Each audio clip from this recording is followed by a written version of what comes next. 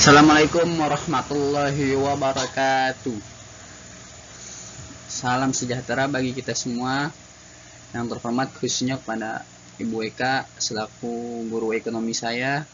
Di sini saya ingin mempresentasikan tentang bab 8 konsep perdagangan internasional. Saya perkenalan diri dulu. Nama saya Muhammad Saroni dari kelas 11 IPS 2. Bab 8 konsep dan kebijakan perdagangan internasional.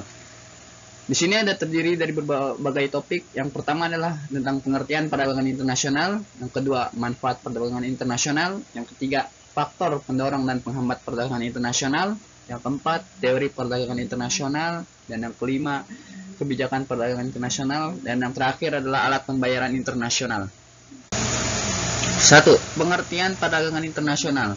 Perdagangan internasional adalah kegiatan yang terkait dengan transaksi barang atau jasa yang terjadi antar negara dengan tujuan untuk memperoleh keuntungan. Secara garis besarnya, perdagangan internasional merupakan kegiatan ekspor dan mengimpor suatu barang. Contoh perdagangan internasional yang terjadi di Indonesia adalah sejak tahun 1990 Indonesia dan Australia telah melakukan kerjasama ekonomi dalam bidang ekspor dan impor daging sapi, dan sejak tahun 1995 Indonesia menjadi negara tujuan ekspor yang paling penting bagi Australia karena merupakan negara pengimpor sapi hidup Australia.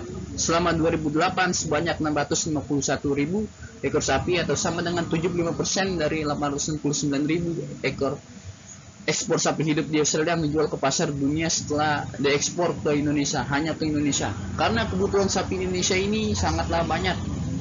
Coba kalian bayangkan dan kalian lihat bahwa masyarakat Indonesia ini menggunakan sapi hidup ini banyak sekali, seperti olahan sate, daging rendang, bakso, soto, dan lain-lainnya.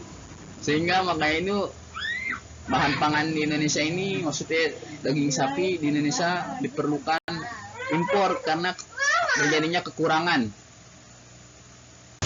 Dan yang kedua, manfaat perdagangan internasional. Satu, mempererat hubungan antar negara baik bilateral maupun multilateral.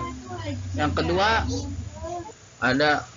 peluang beberapa negara saling membantu dapat mempercepat proses pembangunan di negara masing-masing. Yang ketiga, mendapatkan devisa dari para investor asing berinvestasi ke beberapa proyek yang memiliki potensi tinggi dari milik pemerintah dan swasta di negara lain. Dan yang terakhir adalah meningkatkan kesejahteraan suatu negara melalui pendapatan nasional.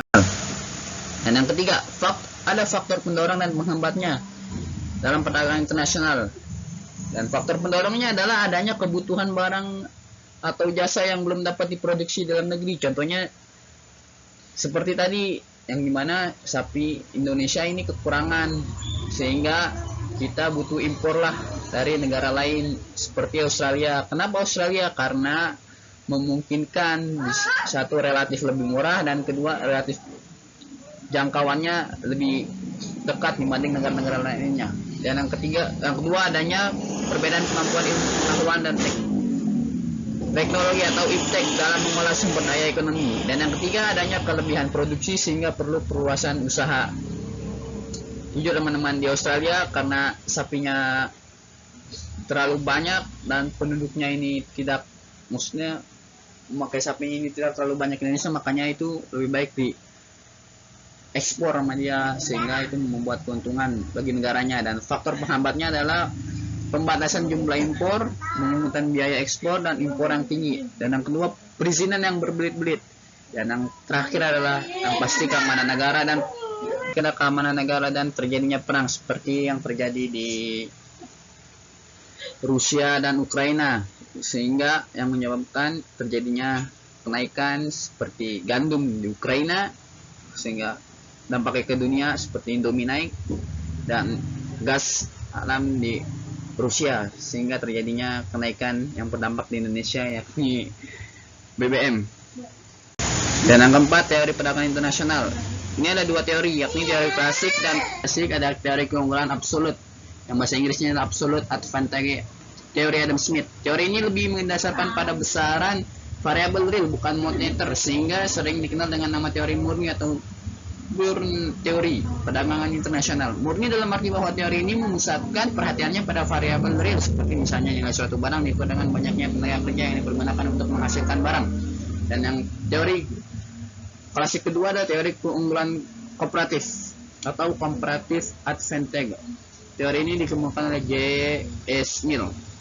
Teori ini menyatakan bahwa suatu negara akan menghasilkan dan kemudian mengekspor suatu barang yang memiliki keunggulan komparatif atau comparative advantage terbesar, yaitu suatu barang dapat menghasilkan dengan lebih murah dan barang yang memiliki komparatif.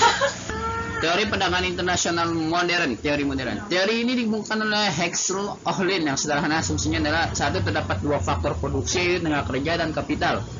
Dan yang kedua, terdapat dua barang yang mempunyai kepadatan faktor produksi yang tidak sama, di mana yang satu lebih padat tenaga kerja labor intensif dan yang lainnya lebih padat modal yaitu kapital intensif. Dan yang ketiga, terdapat dua negara yang memiliki jumlah kedua faktor produksi yang berbeda, di mana negara yang satu lebih banyak kapital daripada tenaga kerja, sedangkan negara yang lainnya lebih banyak tenaga kerja daripada kapital.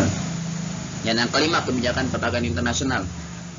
Kebijakan perdagangan internasional adalah segala tindakan negara atau pemerintah baik langsung ataupun tidak langsung untuk mempengaruhi struktur, arah, komposisi, serta bentuk perdagangan luar negeri atau kegiatan perdagangan. Adapun kebijakan yang dimaksud bisa berupa tarif, larangan impor, kuota, dumping, dan berbagai kebijakan lainnya. Contoh dari kebijakan perdagangan internasional adalah A.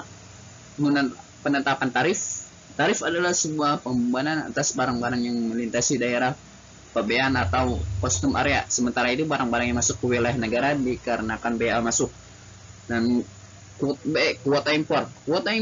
Impor adalah kebijakan pemerintah untuk membatasi barang-barang yang masuk dari luar negeri. Akibat dari kebijakan kuota dan pembatasan impor biasanya akan terjadi jumlah barang di pasar turun, harga barang naik karena barang langka dan produksi dalam negeri meningkat dan impor barang turun. Dan yang ketiga, larangan ekspor dan mengimpor. Kebijakan ini dimaksudkan untuk melarang masuknya produk-produk asing ke dalam pasar domestik. Hal ini dilakukan karena alasan politik dan ekonomi suatu negara. Dan ini adalah contohnya pada kebijakan perdagangan internasional. Ada kebijakan impor dan ada kebijakan ekspor. Ada alat pembayaran internasional. Satu, kontan atau tunai, full body money. Atau pembayaran kontan adalah pembayaran yang dilakukan dengan menggunakan uang fisik. Yang kedua adalah emas. Pembayaran dengan emas dilakukan dengan menentukan berapa nilai suatu barang terhadap emas, baru kemudian dibayar sesuai dengan harga emas dari barang tersebut. Dan yang terakhir adalah pembayaran dengan cek. Pembayaran dilakukan dengan cara importir mengirim cek kepada eksportir melalui bank yang ditunjuk di negara eksportir seperti yang di bawah. Jadi contoh perdagangan. Jadi adalah kesimpulan perdagangan internasional adalah seperti perdagangan internasional adalah proses tukar menukar barang antar dua negara atau lebih untuk mendapatkan laba. Penduduk yang dimaksud dapat berupa antar perorangan, antara individu dengan pemerintah suatu negara, atau pemerintah negara dengan pemerintah negara lainnya. Oke, sekian saja dari saya. Apabila ada salah dalam tutur kata dan ucapan, mohon dimaafkan sebesar-besarnya. Wassalamualaikum warahmatullahi wabarakatuh.